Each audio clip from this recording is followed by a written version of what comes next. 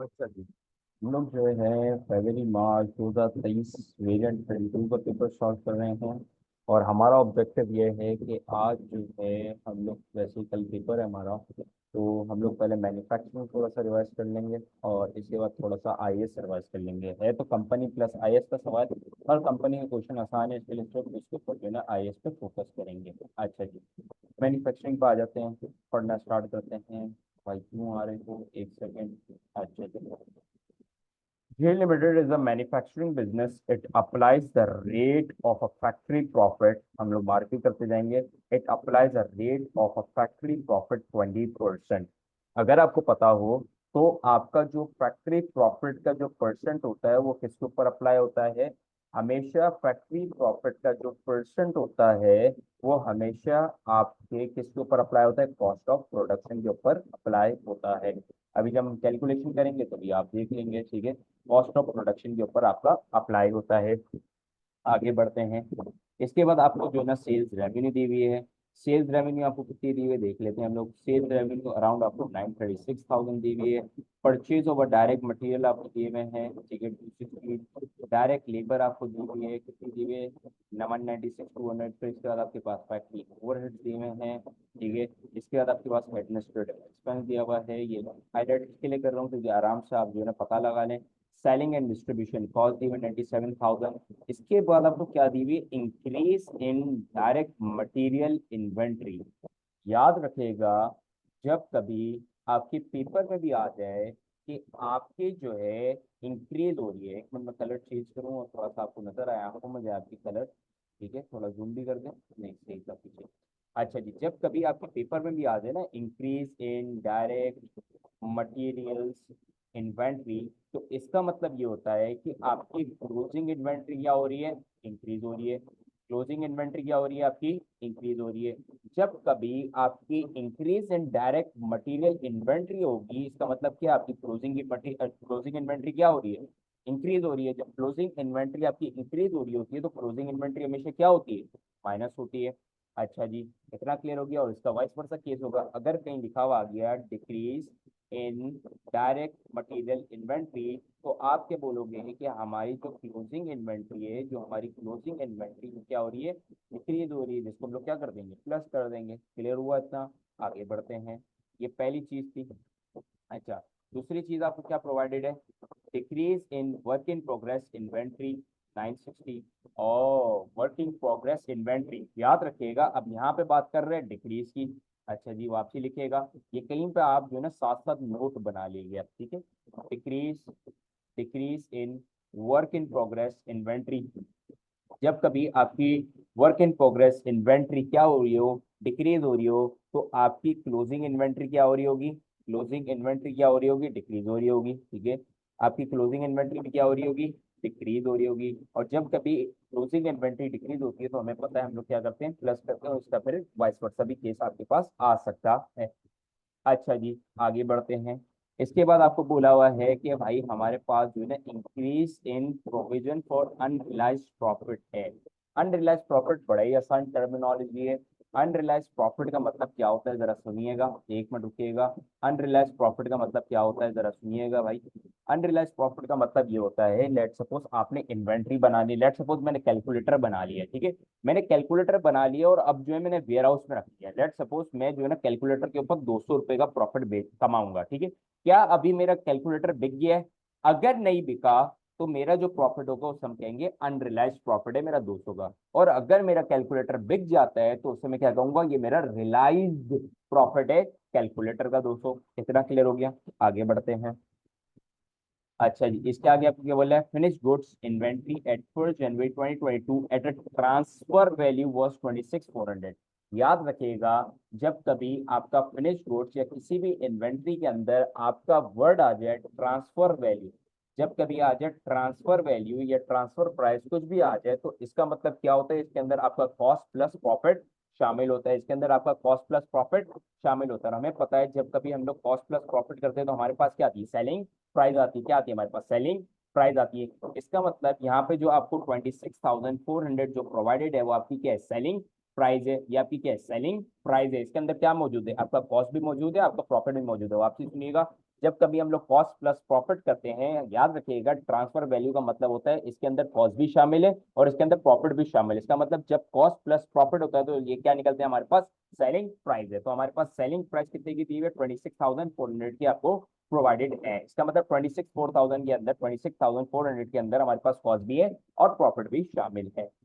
अच्छा जी, जरा हम पढ़ते हैं। Explain two reason why a business may apply why a business may apply a factory profit. जाके देखो क्या बोलना चाह रहा है, एक सेकेंड। ये बोल रहा है कि बताओ कि क्यों बिजनेस एक बिजनेस क्यों फैक्ट्री प्रॉफिट अप्लाई करता है। बताओ क्यों एक बिजनेस फैक्ट्री प्रॉफिट अप्लाई करता है। और फैक्ट्री प्रॉफिट हमेशा किसके ऊपर लगता है बेटा, कॉस्ट ऑफ प्रोडक्शन के ऊपर लगता है। तो बताओ क्यों एक बिजनेस जो है फैक्ट्री प्रॉफिट अप्लाई करता है। तो अब जरा सुनिएगा, आपका बिजनेस फैक्ट्री प्रॉफिट इसके लिए अप्लाई करता है कि उसको पता चल जाए कि भाई जो मैं प्रोडक्ट बना रहा हूँ वो क्या मेरी कॉस्ट ऑफ प्रोडक्शन आ रही है। वापसी सुनिएगा, इसने पूछा है कि बिजनेस का क्या फायदा कि वो फैक्ट्री प्रॉफिट लगाए, फैक्ट्री प्रॉफिट की परसेंटेज लगाए, फैक्ट्री प्रॉफिट की परसेंटेज लगाए, फैक्ट्री प्रॉफिट की क्या लगाए, परसेंटेज लगाने का क्या फायदा है, क्यों एक बिजनेस जो है ना फैक्ट्री प्रॉफिट परसेंटेज लगाता है। तो याद रखिएगा, हमेशा फैक्ट्री प्रॉफिट किस पे लगाई जाती है, कॉस्ट ऑफ प्रोडक्शन के ऊपर लगा जाती है। किसके ऊपर लगा जाती है, कॉस्ट ऑफ प्रोडक्शन के ऊपर लगा जाती है। अभी आपके पास और भी चीजें क्लियर हो जाएंगी जब हम लोग वर्किंग करना स्टार्ट करेंगे। अभी सिर्फ थ्योरेटिकल पार्ट है, जरा सुन लीजिएगा। फैक्ट्री प्रॉफिट किसके ऊपर लगा जाती है, हमेशा कॉस्ट ऑफ प्रोडक्शन के ऊपर लगा जाती है। भाई आप जब factory profit cost of production के ऊपर लगाते हो तो आपको क्या आइडिया हो जाता है कि यार मेरी इतनी कॉस्ट आ रही है।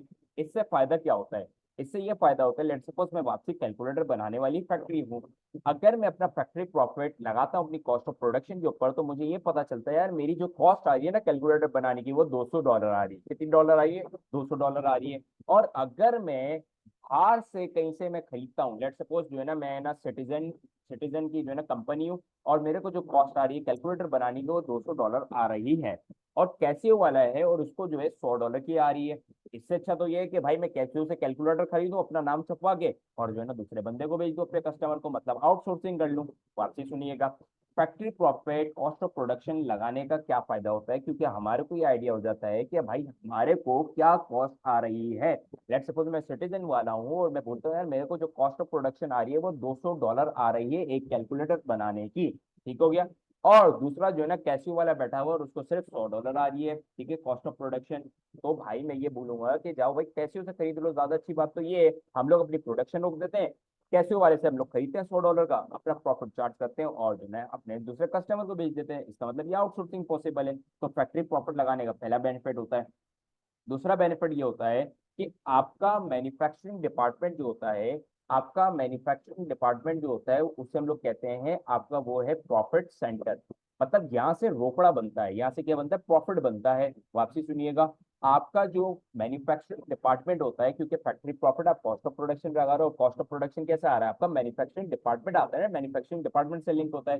तो मैन्युफैक्चरिंग डिपार्टमेंट जो है आपका प्रॉफिट सेंटर कंसिडर किया जाता है। और हम लोग ये बोलते हैं कि अगर आपने अपनी प्रॉफिट को इंक्रीज करना है तो आपने अपनी कॉस्ट को क्या करना पड़ेगा, डिक्रीज करना पड़ेगा। इसका मतलब हमारे को फैक्ट्री प्रॉफिट से तो अपने कॉस्ट के बारे में इंफॉर्मेशन हासिल होती है।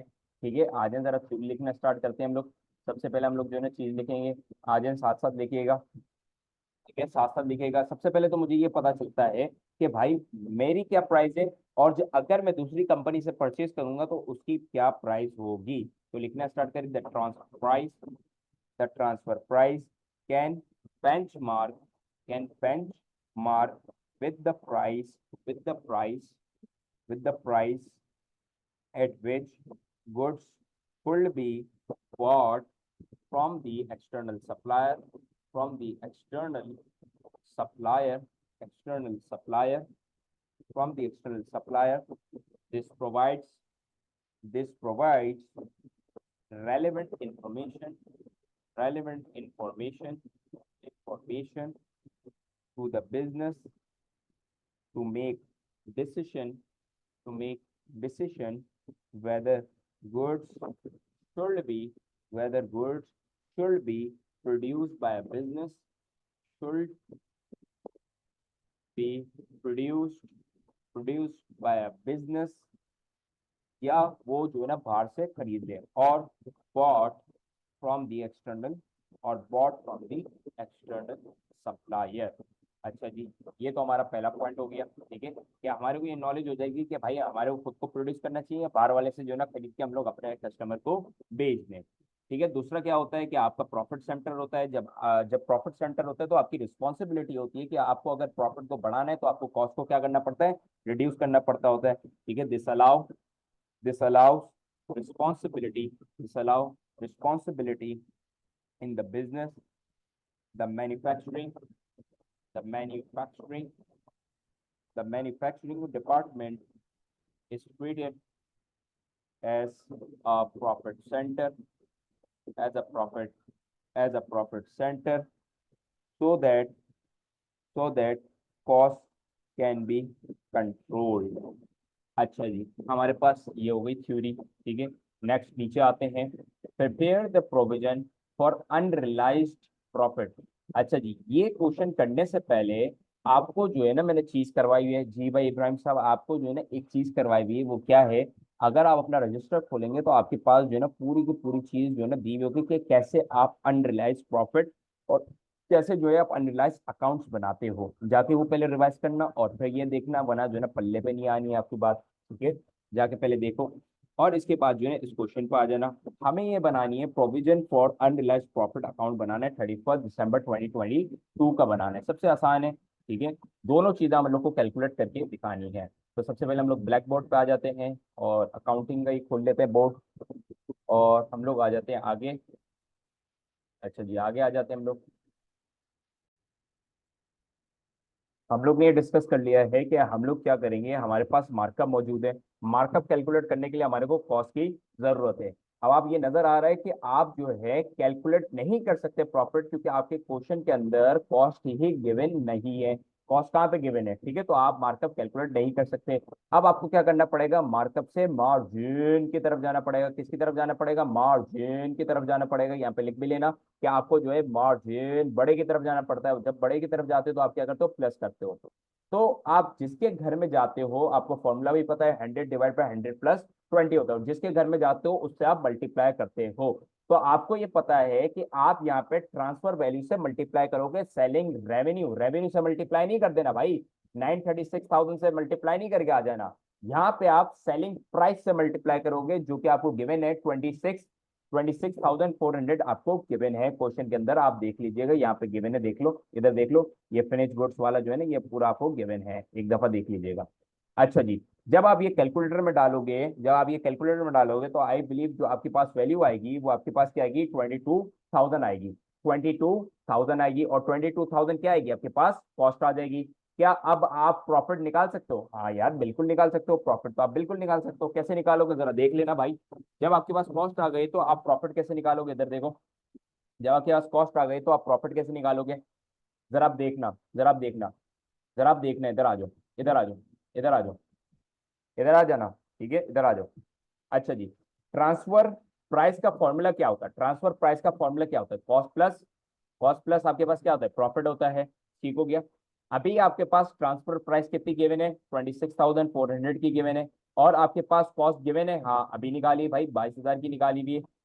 और क्या आपको जो है प्रॉफिट पता है? नहीं बिल्कुल नहीं पता, तो उसको एच कंसिडर कर लो। और अगर आपको बेसिक बच्चों वाली मैथ्स आती है तो यहाँ पे कॉस्ट क्या हो रहा है, प्लस हो रहा है। यहाँ पे कॉस्ट क्या हो रहा है, प्लस हो रहा है। और वहां पे जाएगा तो क्या हो जाएगा, माइनस हो जाएगा। बिल्कुल माइनस हो जाएगा, सही बोला आपने। तो यहाँ पे हम लोग क्या करते हैं, जाके माइनस कर देते हैं, जरा देखना। वहां पे जाके क्या हो जाएगा, माइनस हो जाएगा। 26,400 माइनस 22,000 हो जाएगा। अच्छा, अब क्या मुझे आप वैल्यू बता सकते हैं कितनी आएगी प्रॉफिट की वैल्यू? बिल्कुल बता सकते हैं। एक्स इक्वल्स टू आपके पास आई बिलीव जो वैल्यू आएगी वो अराउंड जो है आपके पास 4,400 आ जाएगी। और ये वैल्यू किसकी आपकी वैल्यू वैल्यू आ रही है आपके पास, ओपनिंग इन्वेंट्री के अनरियलाइज्ड प्रॉफिट की आ रही है। ओपनिंग इन्वेंट्री के फैक्ट्री प्रॉफिट की सॉरी आ रही है। ओपनिंग इन्वेंट्री के फैक्ट्री प्रॉफिट के पास आपकी वैल्यू आ रही है। तो आप यहाँ जाके रिकॉर्ड कर दोगे। ठीक है, आप जाके यहाँ पे क्या कर दोगे, रिकॉर्ड कर दोगे। एक दफा मैं वापसी रिवाइज करता हूँ और फिर हम लोग आगे बढ़ जाएंगे। ठीक है, अभी हम लोग को वैसे वैसे जो है बेसिकली हम लोग का क्लोजिंग बैलेंस निकालना है, जो कि हमारा सीडी है। एक सेकंड रुकिएगा, इसको सीडी को सही कर दें हम लोग। सीडी को हम लोग सही कर दें, एक सेकंड रुकिएगा। ये हमारे पास सीडी आ गया है। अच्छा जी, इधर आ जाएगा। अभी हम लोग ने ये बात करी है कि आपके पास जो है ना मार्कअप गिवन है। मार्कअप क्या गिवन है, मार्कअप का फॉर्मूला क्या होता है, profit divide by cost into 20% होता है। अगर मुझे मार्कअप फाइंड आउट करना है या प्रॉफिट, लेट्स सपोज मैं बोलता हूँ प्रॉफिट फाइंड आउट करके बता दो, क्या मैं फाइंड आउट कर सकता हूँ? नहीं फाइंड आउट कर सकता, क्योंकि मेरे पास कॉस्ट ही गिवन नहीं है, कॉस्ट ही गिवन मेरे पास नहीं है। तो मैं कैसे फाइंड आउट कर सकता हूँ, जरा देखिएगा, मैं कैसे फाइंड आउट कर सकता हूँ, जरा देखिएगा। मैं ऐसे फाइंड आउट कर सकता हूँ कि सबसे पहले मैं जाऊंगा मार्कअप से मार्जिन में चला जाऊंगा, क्योंकि मुझे अभी क्या फाइंड आउट करनी है, मेरे को क्या फाइंड आउट करनी है मैं आपको बता भी देता हूँ, देखो जरा। क्या हमारे को फाइंड आउट करनी है, हमारे को अभी क्या फाइंड आउट करनी है, कॉस्ट फाइंड आउट करनी है। जब हम लोग कॉस्ट फाइंड आउट कर लेंगे तो प्रॉफिट कैलकुलेट करना बड़ा ही आसान होता है। अच्छा जी, हम लोग सबसे पहले कहाँ पे जा रहे हैं, मार्कअप से मार्जिन पे जा रहे हैं, और मार्जिन से हम लोग कॉस्ट कैलकुलेट करेंगे। और जिसके घर पे जाओगे उससे आप मल्टीप्लाई करोगे, और यहाँ पे आप किससे मल्टीप्लाई कर रहे हो, ट्रांसफर वैल्यू से मल्टीप्लाई कर रहे हो, क्योंकि ट्रांसफर वैल्यू क्या आपको इंडिकेट करती है कि ये सेलिंग प्राइस है। सेलिंग प्राइस कैसे है, क्योंकि कॉस्ट प्लस प्रॉफिट शामिल होता है, वापसी सुनना, ट्रांसफर प्राइस या ट्रांसफर वैल्यू के अंदर कॉस्ट प्लस प्रॉफिट दोनों शामिल होता है। कॉस्ट प्लस प्रॉफिट आपका क्या बनाता है, सेलिंग प्राइस बनाता है। अगर आप इसको मल्टीप्लाई करोगे तो आपके पास क्या आ जाएगी, कॉस्ट आ जाएगी 22,000। अच्छा जी, 22,000 आ जाएगी। तो आपको मैंने बोला कि आपके पास ट्रांसफर प्राइस का फॉर्मूला क्या होता है, ट्रांसफर प्राइस का फॉर्मूला ये होता है कि कॉस्ट प्लस प्रॉफिट होता है। क्या आप अभी कैलकुलेट कर सकते हो, हाँ बिल्कुल, ट्रांसफर प्राइस भी आपको गिवन है, कॉस्ट भी गिवन है। क्या आप प्रॉफिट कैलकुलेट कर सकते हो, बिल्कुल कर सकते हो। कॉस्ट यहाँ पे प्लस हो रहा है, वहां जाएगी माइनस हो जाएगा, तो आपके पास कितना आ जाएगा, 4400 आपका opening inventory of factory profit आ जाएगा। अच्छा, यहाँ पे कोई बच्चा सवाल पूछ सकता है, सर चलो ये तो समझ आ गया, मगर आप तो यहाँ पे करें ना, यहाँ पे करके दिखाएं, यहाँ पे आप नहीं कर सकेंगे। जरा देखो बेटा, जरा देखना, यहाँ पे क्या था, profit divided by cost multiply by 20% था, ऐसे ही था, मल्टीप्लाई बाय 20% था। कॉस्ट कितनी कैलकुलेट करिए आपने, अभी बताओ, कॉस्ट कितनी कैलकुलेट करिए, 22,000 कैलकुलेट करिए, कितनी कैलकुलेट करिए, 22,000 कैलकुलेट करिए। यहाँ पे कॉस्ट आपके पास क्या हो रही है, डिवाइड हो रही है, वहां जाके क्या हो जाएगी, मल्टीप्लाई हो जाएगी। जाओ करो, 22,000 मल्टीप्लाई बाय 20% करो, तुम्हारे पास सेम आंसर 4400 बनेगा। कितना बनेगा, 4400 बनेगा, ठीक है, ठीक है, 4400 आपके पास बनेगा। या तो आप इसी मेथड से कैलकुलेट कर लो कि आपने कॉस्ट कैलकुलेट करी, मार्कअप से मार्जिन जाके कॉस्ट कैलकुलेट करी, यहाँ पे आए कॉस्ट की वैल्यू डाली आपने, ठीक है, मल्टीप्लाई उसकी परसेंटेज से कर दी, तो आपके पास प्रॉफिट आ जाएगा। तो याद रखिएगा, जब कभी आपको मार्कअप कैलकुलेट करना हो या आपके पास जो है ना फैक्ट्री प्रॉफिट की परसेंटेज गिवन हो, तो आप कैसे कैलकुलेट करते हो, ये मार्कअप की वैल्यू होती है, ये क्या होती है, मार्कअप की, ये आपके पास मार्कअप की परसेंटेज गिवन होती है, आपके पास मार्कअप की परसेंटेज गिवन होती है, इसमें आपको क्या निकालना होता है, प्रॉफिट कैलकुलेट करना होता है। वापसी सुनना, जब कभी आपके सवाल के अंदर फैक्ट्री प्रॉफिट आ जाए तो ये आपको सिंपल ये बोलना चाह रहा है, यार मार्कअप कैलकुलेट करके दे दो, मार्कअप कैलकुलेट कर दो। मार्कअप कैलकुलेट करने के लिए क्या फॉर्मूला होता है, profit divide by cost into multiply by 20%। अगर आपके पास कॉस्ट नहीं गिवन है तो आप कॉस्ट कैसे कैलकुलेट करते हो, कि आप मार्कअप से मार्जिन की तरफ जाते हो, मार्कअप से मार्जिन की तरफ जाते हो, और जब बड़े की तरफ जाते हो तो आप प्लस करते हो, 100 डिवाइड बाय 100 प्लस 20 करते हो, और जिसके घर में आते हो उससे आप क्या करते हो, मल्टीप्लाई करते हो। और याद रखना, मैन्युफैक्चरिंग अकाउंट के अंदर सेल्स रेवेन्यू से मल्टीप्लाई नहीं कर देना, यहाँ पे किससे आप मल्टीप्लाई करोगे, ट्रांसफर वैल्यू से मल्टीप्लाई करोगे, और ट्रांसफर वैल्यू आपको फिनिश गुड्स के अंदर क्वेश्चन के अंदर गिवन होगी, जो कि 26,400। जब आप करोगे तो आपके पास कॉस्ट आ जाएगा। जब आपके पास कॉस्ट आ जाएगा तो आपके पास दो मेथड है, या तो ऐसे कैलकुलेट कर लो, ट्रांसफर प्राइस की जो है ना आपके पास फॉर्मूला मौजूद होता है, कॉस्ट प्लस प्रॉफिट आ रहा है, या तो आप इसी के अंदर जो है ना कॉस्ट की वैल्यू पुट इन करो, उसको मल्टीप्लाई करो उसकी परसेंटेज से, तो आपके पास प्रॉफिट भी आ जाएगा। अच्छा जी, ये तो हमारे पास क्या कैलकुलेट हो गई, ये आपके पास अनरियलाइज प्रॉफिट कैलकुलेट होगी। कभी कभार एग्जाम में बोलते हैं कैलकुलेट करके दिखाओ, कभी बोलते हैं नहीं कैलकुलेट करके दिखाओ, मगर आपको कैलकुलेट करनी आनी चाहिए। अच्छा जी, आपके पास 4400 अब आ गई है। अब तो सिंपल है यार, अगर आपने रिवाइज करके बैठे हुए हो, अगर आप रिवाइज करके बैठे हुए हो तो आप स्टेटमेंट कैसे बनाते हैं, सबसे पहले आप लिखते थे opening inventory, opening inventory factory profit, ठीक है, ओपनिंग इन्वेंट्री फैक्ट्री प्रॉफिट कितना आ रहा है हमारे पास, एक सेकंड रुकिएगा, ओपनिंग इन्वेंट्री फैक्ट्री प्रॉफिट हमारे पास कितना आ रहा है, 4400 आ रहा है, एक सेकंड रुकिएगा, चलिए भाई, 4400 हमारे पास आ रहा है। इससे हम लोग क्या करते थे, माइनस करते थे closing, closing inventory factory profit, हम लोग क्या करते थे, इससे माइनस करते थे, और हमारे पास अभी मौजूद नहीं है। इसके बाद हम लोग क्या करते थे, इसके बाद जो है ना हमारे पास क्या आ जाता है, हमारे पास जो है ना अनरियलाइज प्रॉफिट हमारे पास आ जाता था, ठीक है, इंक्रीज होता था या डिक्रीज होता था, और हमें अब यहाँ पे अभी क्या है, increase in unrealise profit given है, इंक्रीज इन अनरियलाइज प्रॉफिट हमारे पास गिवन है। एक दफा रिवाइज कर लीजिएगा फिर करिएगा तो आसान लगेगा आपको। और हमारे को कितना गिवन है, 600 गिवन है। अब हमें पता है जब हम लोग नीचे आते थे तो ओपनिंग को माइनस करते थे क्लोजिंग से, तो हमारे पास क्या आ जाता था, वापसी सुनिएगा। वैसे हम लोग क्या करते थे, हम लोग जब नीचे आते थे तो हम लोग ओपनिंग को क्लोजिंग से माइनस करते थे, तो हमारे पास ये आ जाता था, ठीक है, माइनस करते थे। और अगर हम लोग उल्टा जाएंगे तो हम लोग क्या कर देंगे, प्लस कर देंगे। इसका मतलब 600 प्लस 4400 करेंगे तो हमारे पास आई बिलीव आपके पास अराउंड जो है क्या आ जाएगा, आई बिलीव जो आपके पास आ जाएगा वो क्या आ जाएगा, जरा देखिएगा। आपके पास जो अमाउंट आ जाएगी वो कौन सी अमाउंट आ जाएगी, 5000 की अमाउंट आ जाएगी। इजी था ये, ठीक है। जाके हम लिखेंगे, ये हमारे पास क्लोजिंग की अमाउंट आ गई है, जाके लिख देंगे हम लोग। जाके हम लोग सिंपल लिख देंगे, हमारे पास जो अमाउंट आ रही है वो कितनी आ रही है, हमारे पास 5000 की अमाउंट आ रही। हमारे पास बी वाला पार्ट भी सॉल्व हो गया है, ठीक है। बी वाला पार्ट भी हमारे पास सॉल्व हो गया है। अच्छा, अब नीचे आते हैं। The direct labour cost included, direct labour cost included 3000 for workers repairing factory machinery. समझ आ रही है क्या हुआ, ये additional labour, additional cost, additional information के अंदर आपको क्या बता रहे हैं। गलती से आपने क्या करा, डायरेक्ट लेबर कॉस्ट के अंदर 3000 जो है, 3000 की जो अमाउंट थी वो गलती से आपने इनडायरेक्ट कॉस्ट जो है ना इंक्लूड कर दी है। याद रखिएगा, आपकी जो फैक्ट्री रिपेयरिंग, जो ये जो वर्कर्स रिपेयरिंग फैक्ट्री मशीनरी, ये कौन सी कॉस्ट होती है आपकी, इनडायरेक्ट कॉस्ट होती है। वापसी सुनिएगा, आपकी जो वर्कर्स रिपेयरिंग फैक्ट्री मशीनरी की जो कॉस्ट होती है, मैं हाईलाइट भी कर देता हूँ, ये वाली जो आपके पास कॉस्ट होती है ये आपके पास इनडायरेक्ट कॉस्ट होती है। ये आपके पास क्या होती है, ये आपके पास इनडायरेक्ट कॉस्ट होती है। वापसी, इनडायरेक्ट कॉस्ट आपके पास ये होती है। और ये इनडायरेक्ट कॉस्ट जो थी ये आपने गलती से कहाँ पे इंक्लूड कर दी है, ये आपने गलती से कहाँ पे इंक्लूड कर दिया, डायरेक्ट कॉस्ट के अंदर इंक्लूड कर दिया। इसका मतलब मुझे क्या करना पड़ेगा, डायरेक्ट कॉस्ट के अंदर से जाके 3000 क्या करना पड़ेगा, माइनस करना पड़ेगा। बताओ हमारे पास डायरेक्ट लेबर कहाँ पे गिवन है, नजर आ रही है आपको, डायरेक्ट लेबर यहाँ पे गिवन है, जो कि वैल्यू आपको बता रही है 196,200। यहाँ पे हम लोग क्या करेंगे, सिंपल जाके हम लोग माइनस कर देंगे। हम लोग यहाँ पे जो है ना, यहाँ पे माइनस कर देंगे 3000, ठीक हो गया। यहाँ पे हम लोग क्या कर देंगे, माइनस कर देंगे 3000, तो हमारे पास कितना आ जाएगा, 196,200 माइनस 3000 कर देंगे तो हमारे पास आ जाएगा 193 मतलब 193,200 आपके पास आ जाएगा, 193,200 आपके पास आ जाएगा। और याद रखिएगा, यहां से आप माइनस करोगे और प्लस कहां पे करोगे, इनडायरेक्ट कॉस्ट के अंदर आप इंकर कर दोगे। अच्छा जी, इनडायरेक्ट कॉस्ट आपके पास कहाँ गिवन है, देख लेते हैं हम लोग, ठीक है, और फिर हम लोग इंकर करते हैं। इसके अलावा आपको क्या दी हुई है, office equipment cost $10,000 purchased in January 2022 was classified as factory machinery। वापसी सुनना, वापसी सुनना, आपने एक ऑफिस इक्विपमेंट खरीदा है, वापसी सुनिएगा, आपने एक ऑफिस इक्विपमेंट क्या करा है, खरीदा है। आपने क्या खरीदा है, ऑफिस इक्विपमेंट खरीदा है।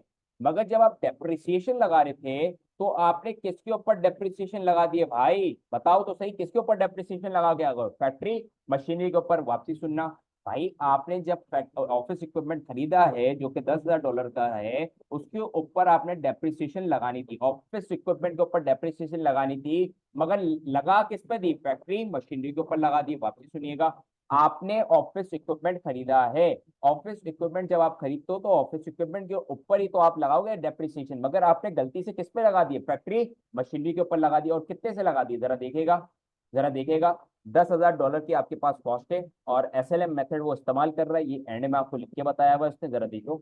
एसएलएम मेथड हमेशा किस पे लगती है, कॉस्ट के ऊपर लगती है। तो आ जाओ हम लोग लगा के देखते हैं, हम लोग लगा के देखते हैं। मल्टीप्लाई में हम लोग क्या करेंगे, 10%, तो आई बिलीव मेरे पास आ रहा है आपका $1000 आपके पास आ रहा है। तो हम लोग को जो है इसका भी हम लोग को क्या करनी पड़ेगी, एडजस्टमेंट करनी पड़ेगी।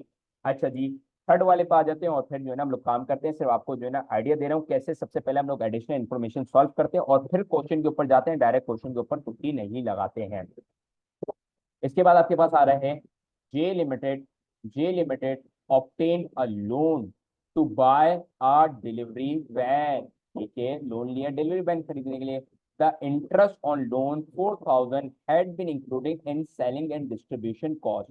अरे भाई पागल हो गए हो क्या भाई, इसने क्या करा, इसने जो है डिलीवरी वैन खरीदी है। डिलीवरी वैन किस पे लिए, इसने उधारी पे लिए। जब आप उधारी पे लेते हो तो आप सेलिंग एंड डिस्ट्रीब्यूशन कॉस्ट के अंदर नहीं डालते हो, आपने गलती से सेलिंग एंड डिस्ट्रीब्यूशन कॉस्ट के अंदर डाल दिया है। आप हमेशा जब कभी आप लोन पे माल लेते हो तो आप उसको सेपरेटली रिकॉर्ड करते हो, किस पे रिकॉर्ड करते हो, सेपरेटली रिकॉर्ड करते हो, ना कि सेलिंग एंड डिस्ट्रीब्यूशन के अंदर रिकॉर्ड करते हो। तो हमें क्या करना पड़ेगा, हम लोग जो है सेलिंग एंड डिस्ट्रीब्यूशन अकाउंट के अंदर जो है ना निकाल देंगे। हम लोग क्या करेंगे, सेलिंग एंड डिस्ट्रीब्यूशन कॉस्ट से क्या कर देंगे, माइनस कर देंगे, और हम लोग जो है ना सेपरेटली रिकॉर्ड करेंगे। अच्छा जी, अब आ जाए, अब आ जाए, अब कौन सा पार्ट आ रहा है, C, prepare the manufacturing account. Prepare the manufacturing account आसान है, मैन्युफैक्चरिंग अकाउंट क्या है, बच्चों वाला मैन्युफैक्चरिंग अकाउंट है। सबसे पहले जाके जो है ना मैन्युफैक्चरिंग अकाउंट कैसे बनाते हैं उधर रिवाइज कर लीजिएगा और फिर आप आगे बढ़िएगा। तो हम लोग जो है यहाँ पे क्या कर रहे हैं, मैन्युफैक्चरिंग अकाउंट जो है ना बनाने की कोशिश करेंगे। अच्छा जी, आ जाए, आ जाए, इसको हम लोग थोड़ा सा कॉपी पेस्ट कर लें तो हम लोग जो है ना आगे बढ़ सकेंगे। एक सेकंड रुकिएगा। अच्छा जी, हाँ,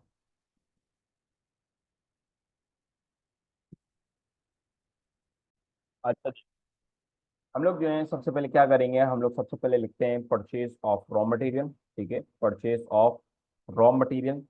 क्या आपको purchase of raw material given है, जाओ देखो, purchase of raw material given है, हाँ गिवन है, देखो 2,16,000 सेकंड वाला, जाके फाइंड आउट लो, लिख दो जाके, ठीक है, जाके लिख दो, 2,16,000 आपको गिवन है। अच्छा जी, इसके बाद आ जाओ। इसके बाद अभी आपको बताया था मैंने कि जब कभी आपकी जो है क्या हो गया, जब कभी आपके पास लिखा हुआ हो इंक्रीज इन डायरेक्ट मटेरियल, और एक मिनट वापसी सुनिएगा, थर्ड क्लास की मैं बात कर रहा हूँ, ठीक है, increase in direct material inventory जहां पे लिखा हुआ हो, इसका मतलब क्या होता है, नजर नीचे देख लो भाई, उसको मैं हाईलाइट भी कर देता हूँ, नीचे देख लो भाई, ये वाला पॉइंट नजर आ रहा है आपको, जब कभी आपके पास आ जाए कि आपकी डायरेक्ट मटेरियल इन्वेंट्री बढ़ रही है, इसका मतलब क्या होता है, आपकी क्लोजिंग इन्वेंट्री इंक्रीज हो रही है। वापसी सुनिएगा, जब आपकी inventory direct material inventory increase हो रही है, इसका मतलब आपकी क्लोजिंग इन्वेंट्री भी इंक्रीज हो रही है, इसका मतलब आपको क्या करना पड़ेगा, माइनस करना पड़ेगा, जरा जाके लिख दो, minus increase in closing inventory. इसको जो है ना हम लोग ब्रैकेट में डाल के डायरेक्ट मटेरियल इन्वेंट्री भी लिख देते हैं, और कितना आ रहा था, 1160 आपके पास आ रहा है, तो हम लोग माइनस कर देंगे 1160। और अगर आप इसको कैलकुलेटर में डालोगे तो आई बिलीव अराउंड आपके पास क्या आ जाए, एक सेकंड में कैलकुलेटर में डालूं इसको, इसमें जो आपके पास वैल्यू आ रही है, एक सेकंड रुकिएगा, इसमें जो आपके पास वैल्यू आ रही है वो ये आ रही है 214,840 आपके पास वैल्यू आ रही है। इसको हम लोग कैसे लिखेंगे, इसको हम लोग लिखेंगे cost of raw material, cost of raw material consume, क्या लिखेंगे, cost of raw material consume. अच्छा, इसके नीचे क्या आती है आपके पास, सारी की सारी डायरेक्ट कॉस्ट आती है। डायरेक्ट कॉस्ट यहाँ पे आपको कम गिवन है, जरा देखिएगा, सबसे पहले जो आपके पास डायरेक्ट लेबर कॉस्ट गिवन है, और याद रखिएगा हमने एक वर्किंग करी थी डायरेक्ट लेबर कॉस्ट की।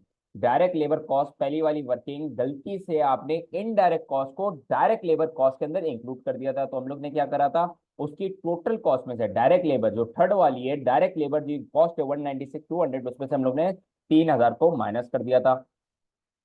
तो जाओ लिखो, direct direct labour cost, direct labour cost कितनी है हमारी वैसे, 196,200, उसमें से हम लोग को क्या, हम लोग ने क्या कर दिया था, माइनस कर दिया था 3,000, क्योंकि गलती से आपने इनडायरेक्ट कॉस्ट भी इसके अंदर इंक्लूड कर दी थी।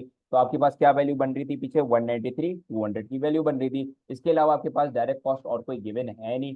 तो अगर हम लोग क्या करें, अगर हम लोग उसको कैलकुलेट करें तो हमारे पास क्या बनता है, अगर हम लोग क्या करें, अगर हम लोग cost of raw material consume और डायरेक्ट कॉस्ट को प्लस कर दे तो हमारे पास क्या बनता है, प्राइम कॉस्ट बनता है। वापसी सुनिएगा, अगर हम cost of raw material consume और हमारी जो है ना किसको प्लस कर दें, हमारी डायरेक्ट कॉस्ट को इंक्लूड कर दें, तो हमारे पास क्या बनता है, प्राइम कॉस्ट बनता है, और कितना बन रहा है, आई बिलीव 408,040 आपके पास बन रहा है। इसके बाद आपके पास कौन सी आ जाती है, इनडायरेक्ट कॉस्ट आ जाती है। इनडायरेक्ट कॉस्ट पे चलते हैं। इनडायरेक्ट कॉस्ट जो है ना आपको गिवन है, जरा देखिएगा, एक सेकंड में नीचे आ जाऊं। अब आपके पास जो है ना इनडायरेक्ट कॉस्ट है, इनडायरेक्ट कॉस्ट में आपकी फैक्ट्री ओवरहेड्स गिवन है, फैक्ट्री ओवरहेड्स गिवन है 85,000। याद है हम लोग ने गलती से कहाँ डाल दिए थे, इनडायरेक्ट कॉस्ट को डायरेक्ट कॉस्ट के अंदर डाल दिए थे, पहले वाले पढ़ लो, हम लोग ने गलती से इनडायरेक्ट कॉस्ट को डायरेक्ट कॉस्ट के अंदर डाल दिए थे, इसका मतलब हम लोग को वापसी एडजस्टमेंट करनी पड़ेगी। दूसरी वाली इंफॉर्मेशन पढ़ो, दूसरी वाली इंफॉर्मेशन क्या आती है कि आपने डालनी थी ऑफिस इक्विपमेंट की कॉस्ट, मगर गलती से किस में डाल दी, फैक्ट्री मशीनरी पे। वापसी सुनना, हम लोग को डालनी थी ऑफिस इक्विपमेंट की कॉस्ट, गलती से कहां पे डाल दी हम लोग ने, फैक्ट्री मशीनरी, और फैक्ट्री मशीनरी किसकी कॉस्ट होती है, इनडायरेक्ट कॉस्ट की होती है। इसका मतलब इनडायरेक्ट कॉस्ट में से हम लोग को क्या करना पड़ेगा, माइनस करना पड़ेगा, और कितनी अमाउंट माइनस करनी पड़ेगी, जो कि डेप्रिसिएशन जो हम लोग ने गलती से डाल दी है। ठीक है, जरा आओ उधर, हम लोग सबसे पहले क्या लिखेंगे भाई, हम लोग सबसे पहले लिखेंगे कि हमारा जो है ये इनडायरेक्ट कॉस्ट है, ठीक है, ये हमारा क्या है, इनडायरेक्ट कॉस्ट है, और इनडायरेक्ट कॉस्ट के अंदर हमारे पास जो है ना फैक्ट्री ओवरहेड्स हैं। और फैक्ट्री ओवरहेड्स की अमाउंट जो है, अगर मैं पीछे जाऊं तो हमारे को पता चल जाए, तो हमारे पास फैक्ट्री ओवरहेड्स की अमाउंट जो थी, या मेरे को जो याद पड़ रहा है, वो 85,000 थी। इसके अंदर हम लोग ने गलती से जो है ना डायरेक्ट कॉस्ट के अंदर डाल दी थी। ठीक है, डालनी कहाँ पे थी, इनडायरेक्ट कॉस्ट के अंदर 33,000। और गलती से हम लोग ने क्या कर दिया, डेप्रिसिएशन भी इंक्लूड कर दी थी यहाँ पे, जो कि नहीं करनी थी। ठीक है, तो हम लोग ने क्या कर दी, माइनस कर दी। और अगर हम कैलकुलेटर में डालें तो अराउंड हमारे पास जो है ना, एटी 7,000 जो है ना आपके पास आ जाएगा। अच्छा जी, आगे बढ़ते हैं हम लोग।